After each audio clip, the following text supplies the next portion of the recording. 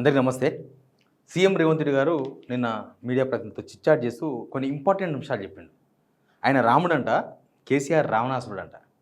రావణాసురుడి వల్లే శ్రీరాముడికి ఎట్లా పేరు వచ్చిందో కేసీఆర్ వల్లనే నాకు పేరు వచ్చింది, కాబట్టి కేసీఆర్ రావణాసురుడు అన్నాడు. తర్వాత మనకు కూడా పురాణాలు తెలుసు కదా, రాముడు ఎవరు, రావణాసురుడు ఎవరు, రాముడి లక్షణాలు ఎక్కడున్నాయి, రావణాసురుడి లక్షణాలు ఎక్కడున్నాయి. సీతమ్మను అపహరించింది రావణాసురుడు, ఎమ్మెల్యేలను అపహరించాలని ప్రయత్నం చేసింది రేవంత్ రెడ్డి. ఇట్లాంటి చాలా ఉన్నాయి. రాముని మనం రామరాజ్యం అంటాం. రామరాజ్యాన్ని చాలామంది పరిపాలించినప్పుడు చూసినాం. ఇప్పుడు నడుస్తున్న పాలనని ఏమంటారు?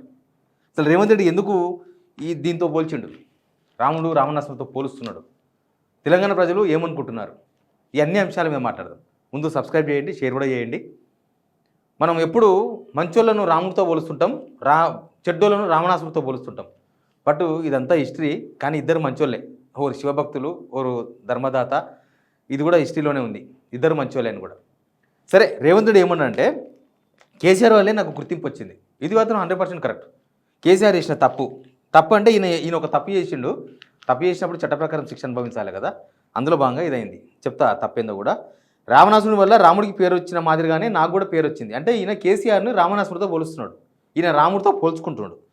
తర్వాత ఇంకా చాలా మాట్లాడండి. పాము కన్నా హరీష్ రావు చాలా విషం ఉన్నాడు, హరీష్ రావు కేటీఆర్ కలిసి బంధించిండు ఫామ్ హౌస్లో, ఈయన హోంమంత్రి ముఖ్యమంత్రి, కానీ ఈయనకు వాస్తవాలు చెప్పడం అలవాటు లేనట్టుగా కనిపిస్తుంది. ఇంకా చాలా అంశాలు.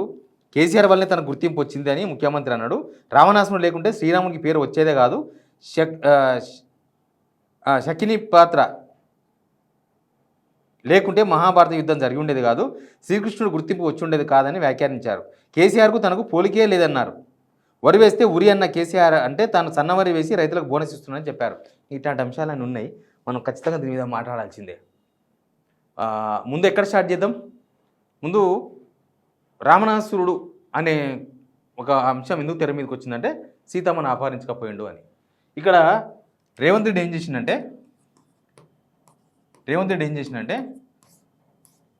ఒక ఎమ్మెల్యేను 2015లో బీఆర్ఎస్ నామినేటెడ్ దాని స్టీఫెన్సన్ అని, అప్పుడు వేం నరేంద్ర రెడ్డి ఎమ్మెల్సీ ఏనికే ఎమ్మెల్యేలు లేరు, ఆయన టీడీపీలో ఉండే అప్పుడు ఈ ఎమ్మెల్యేను డబ్బులు పెట్టి ఎత్తుకుపోదామని చూసిండ్రు. అదేగా sting operation, vote for note case. Briefed me అని చంద్రబాబు నాయుడు వాయిస్ వచ్చింది. నేను ఎవరితో పోలిస్తలేను, విషయం చెప్తున్నా. రామనాసురుడు సీతను ఎత్తుకుపోయిండు, రేవంత్ రెడ్డి ఇక్కడ ఎమ్మెల్యేని ఎత్తుకుపోవాలని చూస్తే స్టింగ్ ఆపరేషన్ చేసి పట్టుకున్నారు. స్టింగ్ ఆపరేషన్ పట్టుకొని రేవంత్ రెడ్డి తీసుకుపోయి జైలు వేసారు. ఇక దాన్ని ఆయనకు అనుకూలంగా మలుచుకున్నాడు. తెలంగాణ జనం ఎట్లుంటారో తెలుసు కదా. అయ్యో, ఆయన తప్పు చేసింది పోయింది, జైలు వేసిందే హైలైట్ అయింది. ఆయన ఒక ఎమ్మెల్యేని కొనుగోలు చేసి మొత్తం ప్రభుత్వాన్ని పడగొట్టాలనుకున్నాడు. రాముడు ఒక ప్రభుత్వాన్ని ఒక రాజ్యాన్ని కూల్చాలనుకున్నాడు అనమాట ఈయన భాషలో. అక్కడి నుంచి స్టార్ట్ అయింది. అక్కడి నుంచి స్టార్ట్ అయ్యి ఇక్కడ దాకా వచ్చింది.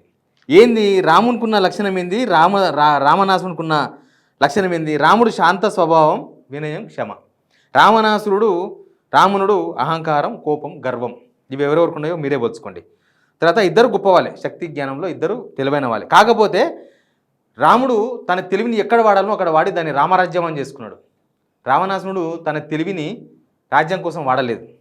రాముడు విష్ణు అవతారం, రావణుడు గొప్ప పండితుడు, శివభక్తుడు. జ్ఞానం ఉన్నా దాన్ని ఎలా ఉపయోగించాలనో ఆయనకు తెలియదు. ఇప్పుడు అదే పరిస్థితి. తర్వాత రాముడు ప్రజల కోసం త్యాగం చేసిన రాజు, రావణుడు తన అహంకారం కోసం నిర్ణయాలు తీసుకున్న రాజు. రాముడు ధర్మం, వినయం, న్యాయం, రావణుడు అహంకారం, అధర్మం, తప్పు నిర్ణయాలు. ఇంకా మీరు పోల్చుకోండి ఎవరెవరితో పోల్చుకుంటారో. ఎందుకంటే ఇక్కడ తెలంగాణలో ఏం జరుగుతుందో మీకు తెలుసు. తెలంగాణలో ప్రజలు ఆల్రెడీ ఎవరితో పోలుస్తున్నారో కూడా తెలుసు. ఆయన వల్ల నాకు గుర్తింపు వచ్చింది. కానీ ప్రజలు ఏమనుకుంటున్నారు? ప్రజలు ఎవరిని రాముడు అనుకుంటున్నారు, ఎవరిని రావణుడు అనుకుంటున్నారు? ఏంటి, ఇద్దరు శక్తివంతులే, ఇద్దరు గొప్పవాళ్ళే, అంత మంచిదే. కానీ చేసే పని, తెలివిని వాడుకోవడం, దాన్ని ప్రజల వైపు ఎట్లా ఉపయోగిస్తాం అనేది ఇంపార్టెంట్. ఇప్పుడు నా మొత్తం తెలంగాణలో కూల్చివేతలు జరుగుతున్నాయి. ఇప్పుడు ఇల్లు కూల్చిపడేసింది, జనాల ఇల్లు కూల్చిపడేసింది. రామరాజ్యంలో ఇల్లు కూల్చేసిండ్రా, రాముడు ఇళ్ళను కూల్చేసిండా మొత్తం. దాన్ని రామరాజ్యం అన్నారా? ఇచ్చిన మాటకు కట్టుబడి ఉన్నవాడు రాముడు, అది ఏ మాట అయినా సరే. ఇప్పుడు ఇచ్చిన మాటకు కట్టుబడి ఉన్నది ఎవరు? రేవంత్ రెడ్డా, కేసీఆర్? ఎవరు? ఇద్దరిలో ఎవరు? తెలంగాణ ఉద్యమం నుంచి వలుద్దాం, ఇయ్యాల కాదు, ఇయ్యాల గురించి ఎందుకు మాట్లాడాలి? తెలంగాణ ఉద్యమం నుంచి మాట్లాడుకుని వద్దాం. త్యాగం చేసింది ఎవరు? ధర్మం చేసింది ఎవరు? ఓన్లీ పాలిటిక్స్ చేసి మాట్లాడి రాజైంది ఎవరు? ప్రజలను బాధ పెట్టింది, హింస పెట్టింది ఎవరు? ప్రజలు బాగుండాలి, నా రాజ్యం బాగుండాలని కోరుకున్నది ఎవరు? తెలంగాణ దేశంలో నెంబర్ 1 కావాలని కోరుకున్నది ఎవరు? నెంబర్ ఉన్న తెలంగాణను మెల్లమెల్లగా వెనకకు తీసుకుపోతున్నది ఎవరు? ఇప్పుడు వడ్లు వండియొద్దని కేసీఆర్ అన్నాడు. ఇప్పుడు మీరు కూడా అదేగా చెప్తున్నది. ఆయన ఆ రోజు కేసీఆర్ చెప్తే తప్పు అనిపించింది మీకు, మీరు తప్పు పట్టినరు. ఇప్పుడు మీరు వడ్లొద్దు, వరి ఎక్కువ వండుతుంది. నిన్న కూడా మాట్లాడారు రేవంత్ రెడ్డి, వరి ఎక్కువ వండితే ఇబ్బంది అవుతుంది, మీరు వేరే వేరే పంటల వైపు పోండి. అప్పుడు ఇప్పుడు సేమ్ స్టైల్. అంటే మీకు దాని నుంచి ఎక్కినాక తెలిసింది, మీరు సీఎం అయిన తర్వాత తెలిసింది కేసీఆర్ మాట్లాడింది కరెక్టే అని. అందుకే అంటున్నా, రామరాజ్యం అనేది దేన్ని అంటారు? కేసీఆర్ పాలనను రామరాజ్యం అందమా, రేవంత్ రెడ్డి పరిపాలనను రామరాజ్యం అందమా? జనం ఏమనుకుంటున్నారు? రామరాజ్యం అంటే ఏంది? మరి కేసీఆర్ వల్లనే నాకు మంచి పేరు వచ్చింది, కేసీఆర్ వల్లనే ముఖ్యమంత్రి అయినా, అది కరెక్ట్, 100% కరెక్ట్ అది. ఎందుకంటే ఆ రోజు ఓటుకు నోటు కేసు లేకపోతే, మీరు ఒక ఎమ్మెల్యేని కొనుగోలు చేసే ప్రయత్నం చేయకపోతే అరెస్ట్ చేసేవాళ్ళు కాదే కాదు. కేసీఆర్ టార్గెట్ రేవంత్ రెడ్డి కాదు కదా. కేసీఆర్ టార్గెట్ తెలంగాణ రాకుండా అడ్డుపడ్డ Chandrababu Naidu.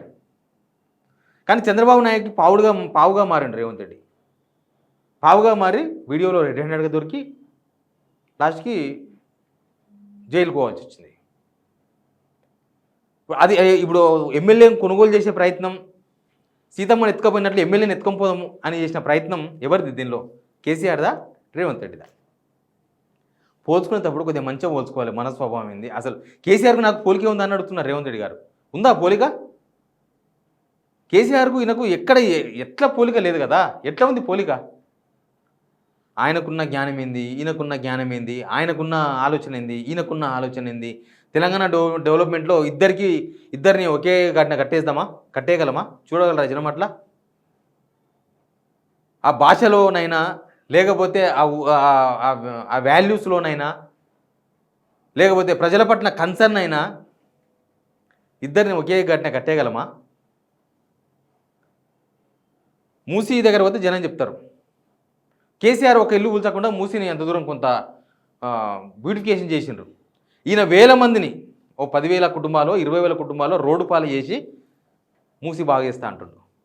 ఎక్కడెక్కడనో industrial parks, already industrial దగ్గర మస్తు ల్యాండ్ ఉంది, ఇండస్ట్రియల్ బ్యాంక్. అది కాదని నేను మళ్ళీ ఇండస్ట్రియల్ బ్యాంక్ కావాలి, నేను మళ్ళీ భూమి కావాలని ఎంతోమంది రైతులు ఎంత బాధపడుతుంది చూస్తలేమా?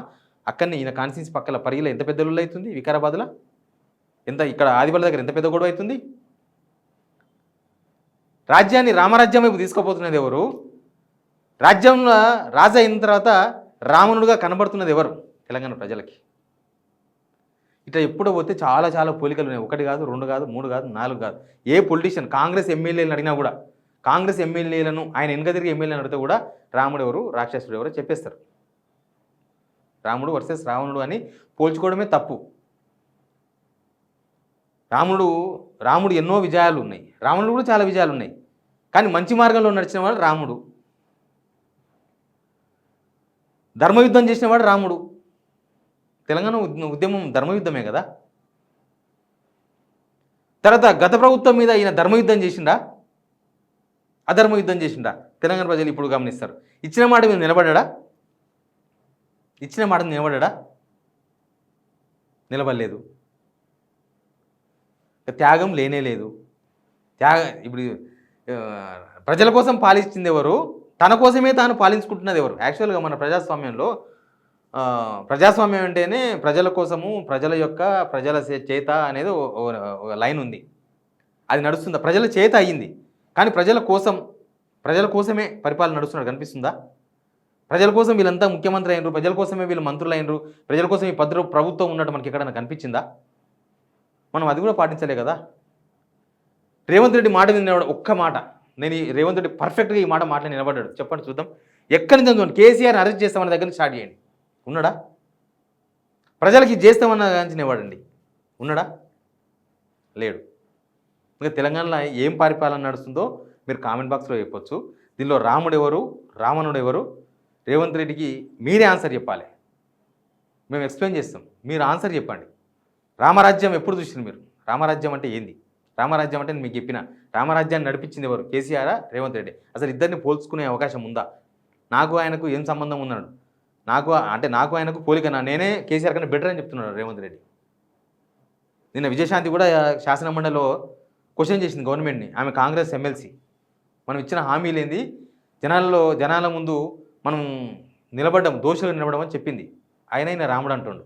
మీరు కామెంట్ చేయండి, ఆ కామెంట్ని కూడా విందాం, కామెంట్ని కూడా చూపిద్దాం ప్రభుత్వానికి. Please subscribe.